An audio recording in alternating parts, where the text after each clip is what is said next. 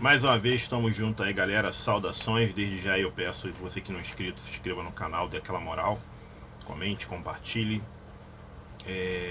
dê o like para que possamos crescer, alcançarmos cada vez mais mentes e corações e não sejamos gado levados de um lado para outro com qualquer vento de doutrina. Senhores, estamos aí vivendo o período do carnaval, né? Muitos não se identificam com essa manifestação cultural.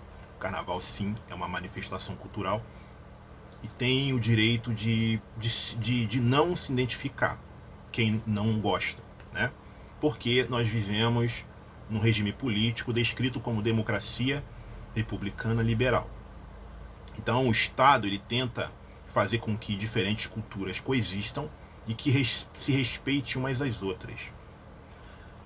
Também eu tenho que destacar a importância econômica, porque se existem pessoas que consomem o carnaval, de fato, essas pessoas estão predispostas a gastar dinheiro e isso ajuda a economia, ajuda a movimentação e o crescimento da economia. Redes de hotéis, restaurantes estão de fato sorridentes, porque segundo os estudos e previsões, vai ser algo arrecadado em torno de 9 bilhões. Imagino eu, se fosse melhor organizado e mais democrático, se arrecadaria muito mais. É óbvio que aqueles que não gostam vão vir com a série de argumentos. Ah, não, mas é um período de bebedeiras, de orgias, né? Enfim, de acidentes de trânsito, de consumo de drogas. Senhores, isso é a realidade que temos o ano inteiro. Eu desafio os senhores a fazer isso, observar se é só no período do carnaval que isso vai acontecer ou se é durante o ano inteiro. Eu desafio os senhores a observar, né? Violência, bebedeiras, consumo de drogas, orgia, isso tem um ano todo, senhores. Existe locais específicos que lucram com isso o ano todo. Eu posso até admitir que no período do carnaval você vai ter um aumento dessas práticas, sim, né? Mas isso é uma realidade que temos aqui o ano todo. Não só no Brasil, né, senhores? No mundo inteiro, entendeu? Então, é uma manifestação cultural que não se resume a essas pessoas que, de fato, querem práticas de orgia, de drogas, de bebida. Existem famílias, né, que se reúnem e vão se divertir nos blocos, né?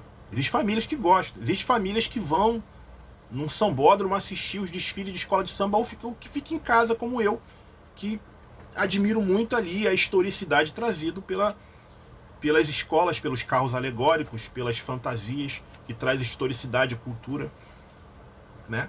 E nem por isso essas pessoas, né, são pessoas que querem que vão em busca de orgia, de drogas, de tudo.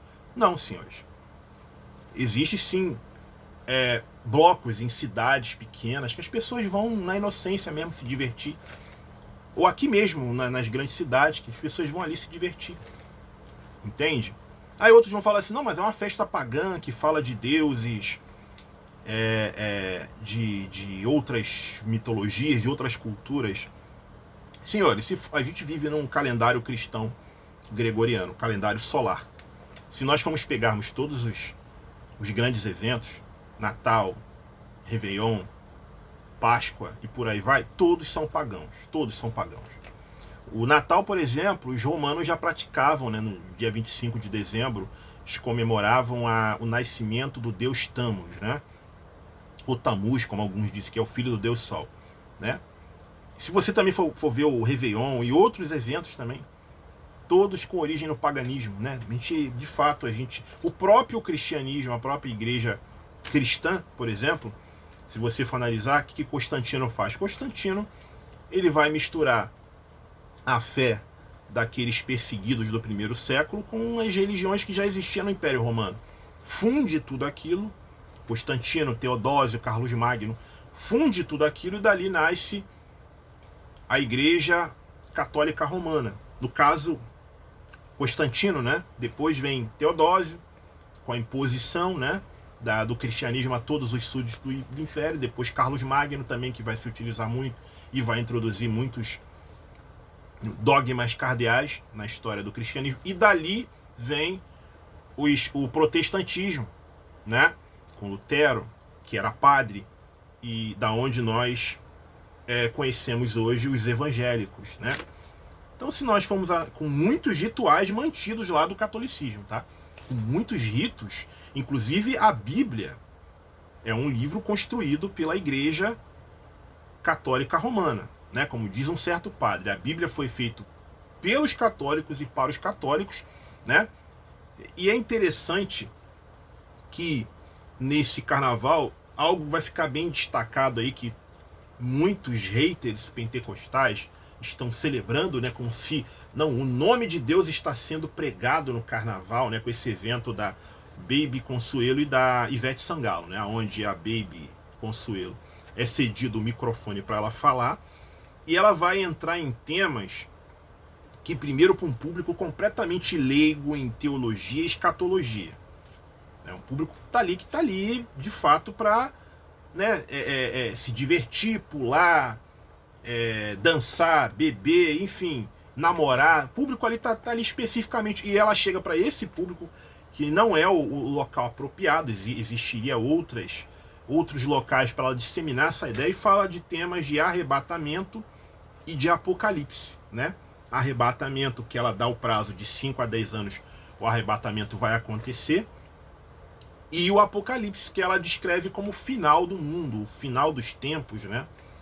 Então nós vamos analisar isso aqui e ver realmente do que se trata isso. Como eu falei inicialmente, são conceitos que não é consenso nem no meio, nem na vertente a qual ela faz parte, né? Porque o que eles acreditam é num arrebatamento pré-tribulacionista. E tem grupos ali dentro que não acreditam em arrebatamento pré-tribulacionista. Muitos acreditam que os cristãos vão passar pela grande tribulação, né? Vão aqui, de fato, sofrer a tribulação e tal. Mas quando nós falamos de arrebatamento, quando a gente fala da Bíblia, a gente tem que entender o seguinte: quem difunde essa ideia de arrebatamento, que no grego significa harpazo, né? Ou seja, tirar com força ou tirar com violência, vai ter muitos sentidos, harpazo, né? Mas Paulo traz um sentido ali de que Jesus, no caso, ele vai haver o toque de uma trombeta, né? Os mortos ressuscitarão primeiro, seremos transformados, encontraremos o Senhor nos ares, né?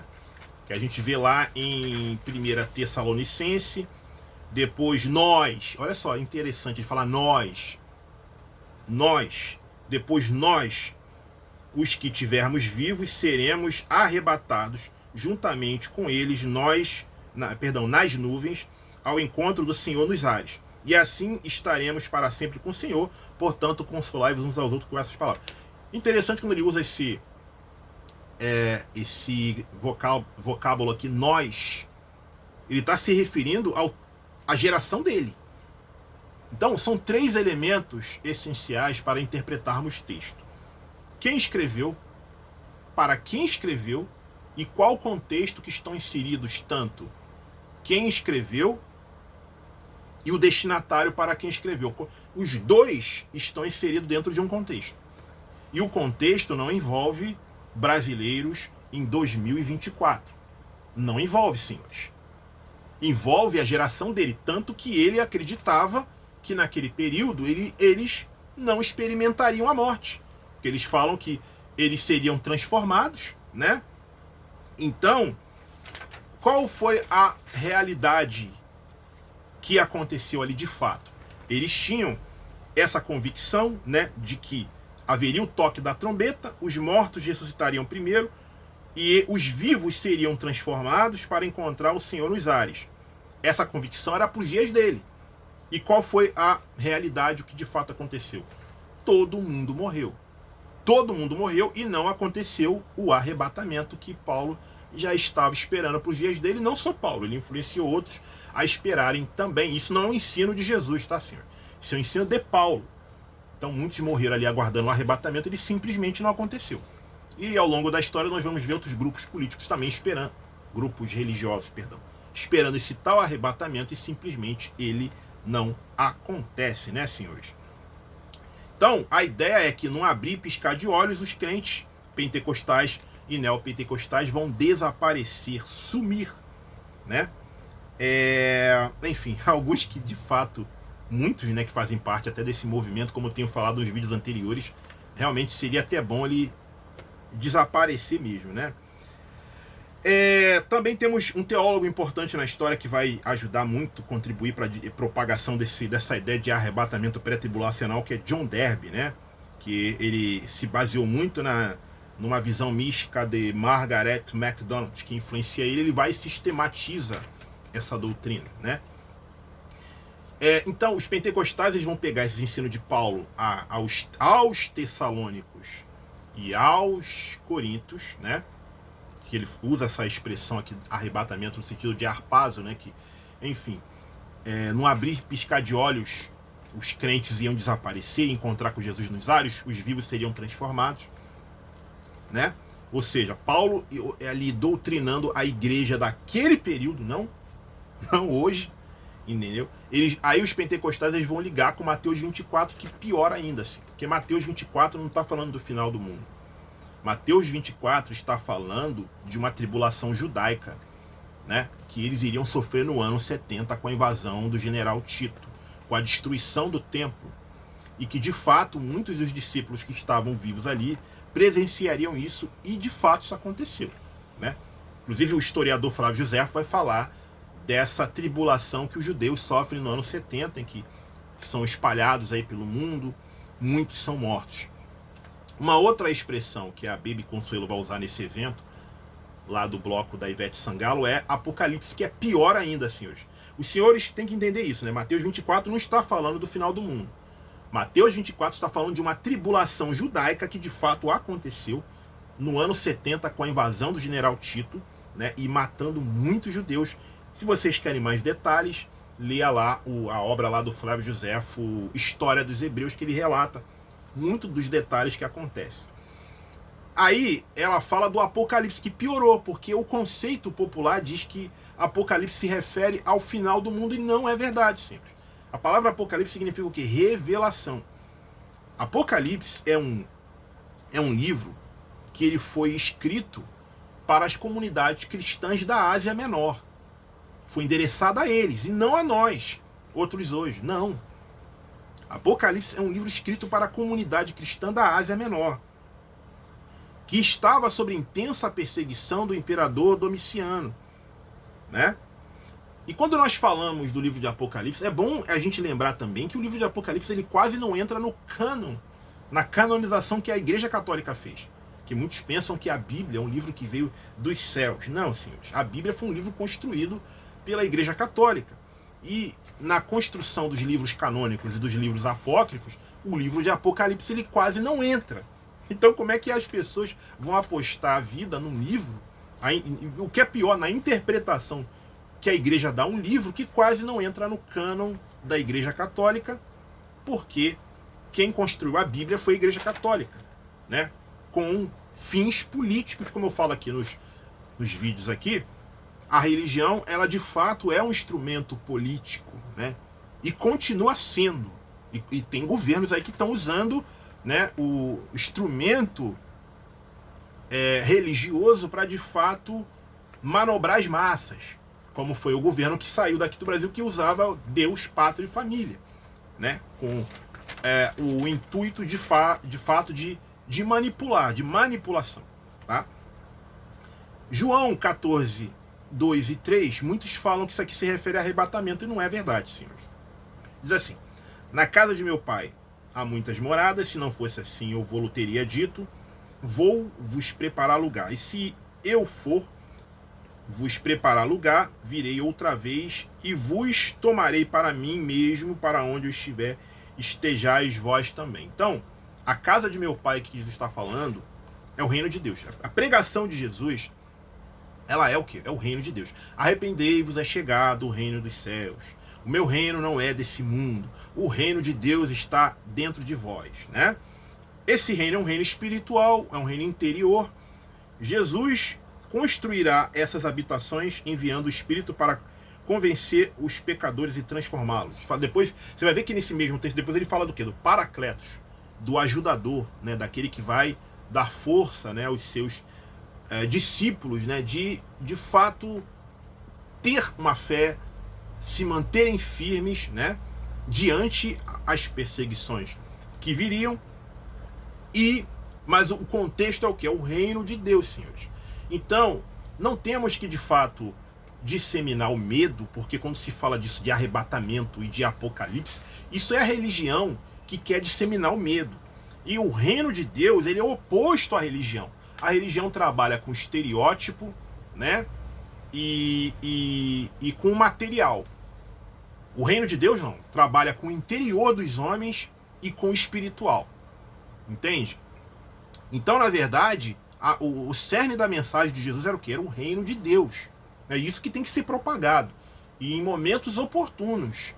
E através de obras. E o que nós presenciamos, que eu venho falando aqui no meu canal aqui, sobre o sistema religioso. É esse mesmo sistema religioso que fala de arrebatamento, que fala de apocalipse, sendo que nós aqui estamos revelando as obras do sistema religioso.